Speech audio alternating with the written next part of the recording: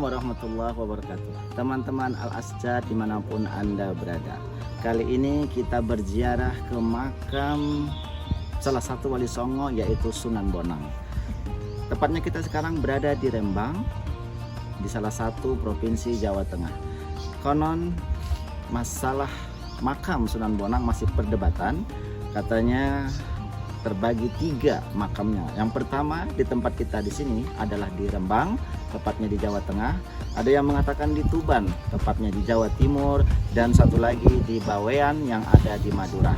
Jadi ketiga ini saling mengklaim bahwasanya disitulah masing-masing makam Sunan Bonang. Di sini kita telah berziarah. Nanti kita akan lanjut ke tempat pasujudan Sunan Bonang yang ada di atas dan di tempat makam ibunya. Jangan kemana-mana, terus ikuti kita menapak tilas ziarah ke makam-makam para wali.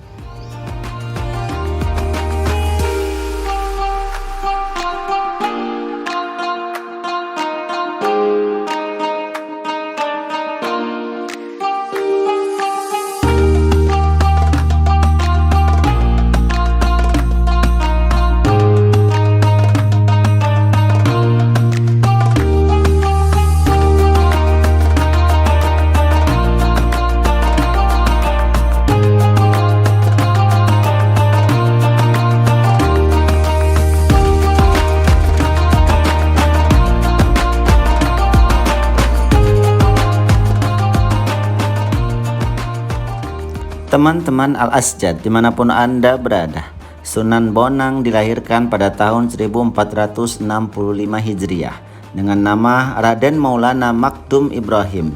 Dia adalah putra Sunan Ampel dan Nyai Ageng Manila. Bonang adalah sebuah desa di Kabupaten Rembang. Nama Sunan Bonang diduga adalah Bong Ang sesuai nama marga Bong seperti nama ayahnya Bong Sui Ho alias Sunan Ampel. Sunan Bonang wafat pada tahun 1525 Masehi dan saat ini makam aslinya berada di kota Tuban. Lokasi makam Sunan Bonang ada 2 karena konon saat dia meninggal, kabar wafatnya dia sampai pada seorang muridnya yang berasal dari Madura.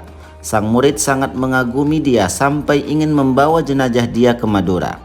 Namun murid tersebut tak dapat membawanya dan hanya dapat membawa kain kafan dan pakaian-pakaiannya. Saat melewati Tuban, ada seorang murid Sunan Bonang yang berasal dari Tuban yang mendengar ada murid dari Madura yang membawa jenazah Sunan Bonang. Mereka memperebutkannya. Di kota Tuban, setiap tahunnya diadakan peringatan Haul Sunan Bonang yang dilaksanakan setiap malam Jumat Wage di bulan Muharram. Teman-teman Al-Asjad, sekarang kita berada di Pasujudan Sunan Bonang.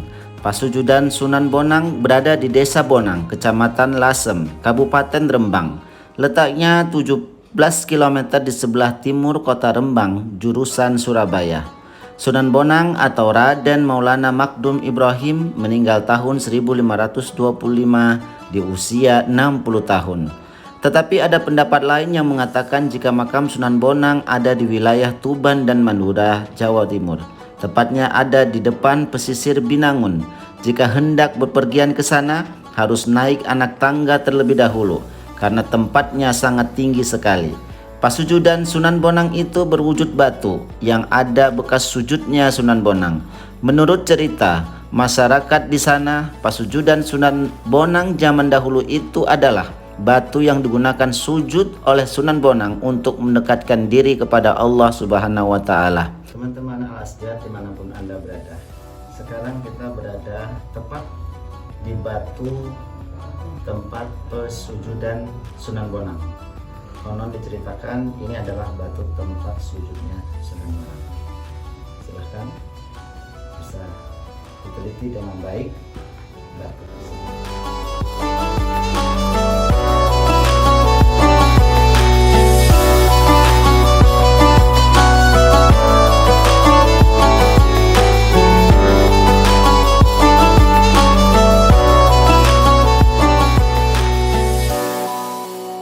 Teman-teman Al-Asjad, sujudnya Sunan Bonang itu sangat lama sekali, sehingga batu tersebut membekas palapannya Sunan Bonang. Sekarang pasujudan Sunan Bonang tersebut dikeramatkan oleh masyarakat sekitar.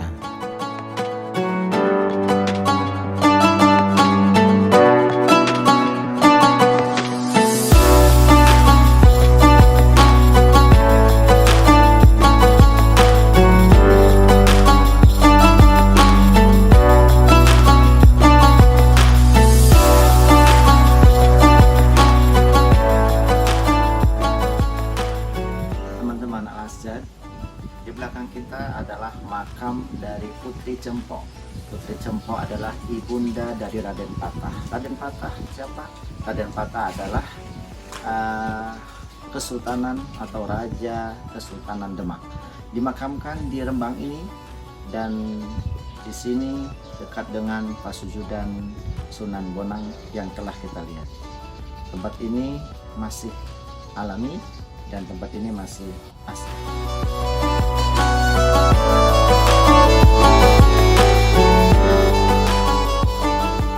Di lokasi pasujudan Sunan Bonang di Lasem, Rembang, juga terdapat makam Putri Cempo. Makam itu persis di selatan Batu Keramat. Di sisi selatan Batu Keramat itu juga terdapat sebuah bangunan makam yang disebut sebagai makam Putri Cempo, yang mana keberadaannya juga dipandang istimewa oleh para penziarah yang datang ke komplek pasujudan ini. Putri Cempo yang konon bernama asli Putri Indrawati ini adalah seorang perempuan yang berasal dari negeri Campah atau Kamboja yang menjadi pengikut Sunan Ampel di Surabaya.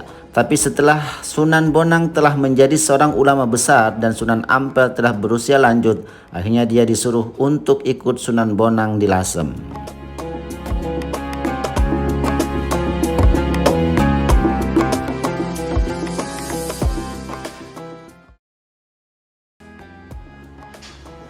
Assalamualaikum teman-teman. Sekarang kita telah berada di Tuban. Ini adalah makam Sunan Bonang yang dianggap yang kedua. Setelah tadi kita berada di Rembang, sekarang kita ada di Tuban. Nama Sunan Bonang yang asli adalah Syekh Maulana Makdum Ibrahim. Mari kita ke dalam melihat makam Sunan Bonang yang kedua.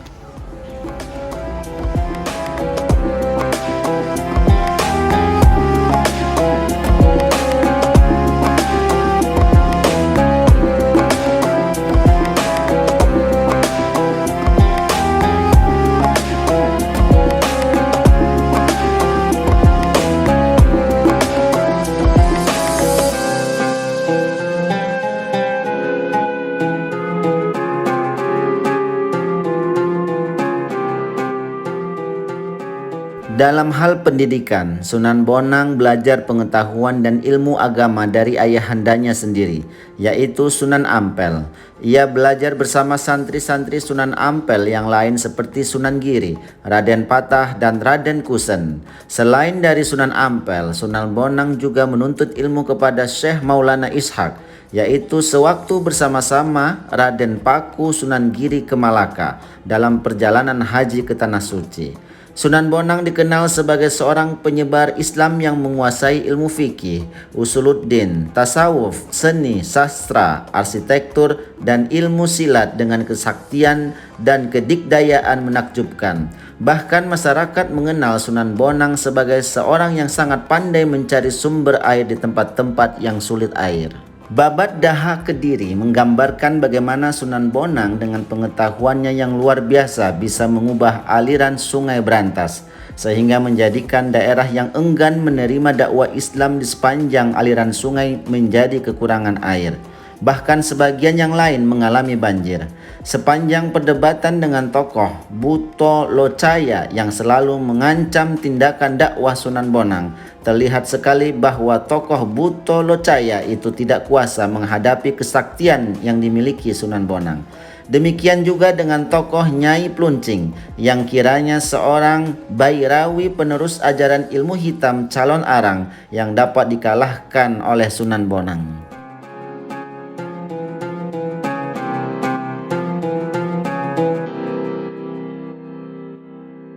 Sunan Bonang banyak mengubah sastra berbentuk suluk atau tembang tamsil, antara lain suluk wijil yang dipengaruhi kitab Al-Siddiq karya Abu Sa'id Al-Khair.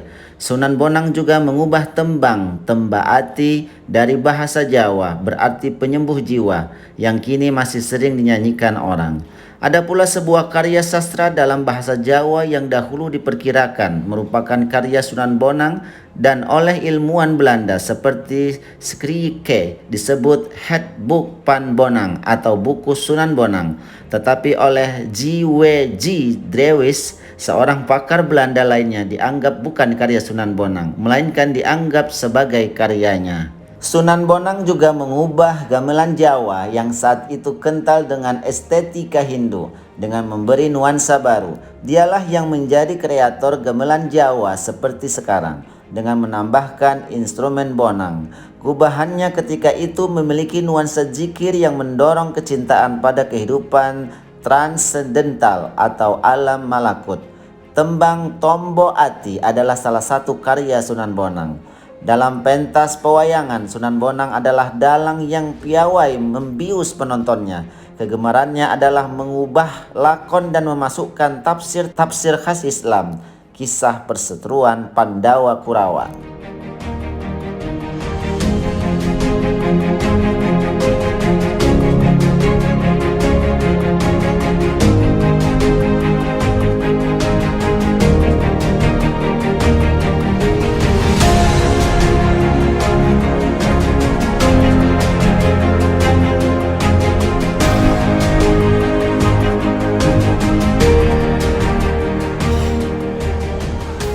Teman-teman Al-Asjad dimanapun Anda berada, beginilah kondisi situasi para penziarah yang datang ke makam Sunan Bonang, salah satu wali dari 9 wali yang kita kenal di Nusantara ini. Mari sama-sama berniat untuk menziarahi para wali-wali Allah. Dengan niat pertama, kita adalah untuk belajar mencari ibrah tentang bagaimana mereka berjuang mensiarkan agama Islam. Yang kedua, mengingat kematian. Yang ketiga, pada saat ziarah jangan meminta apapun, tetapi jadikan ini sebagai tawassul, berdoa kepada Allah.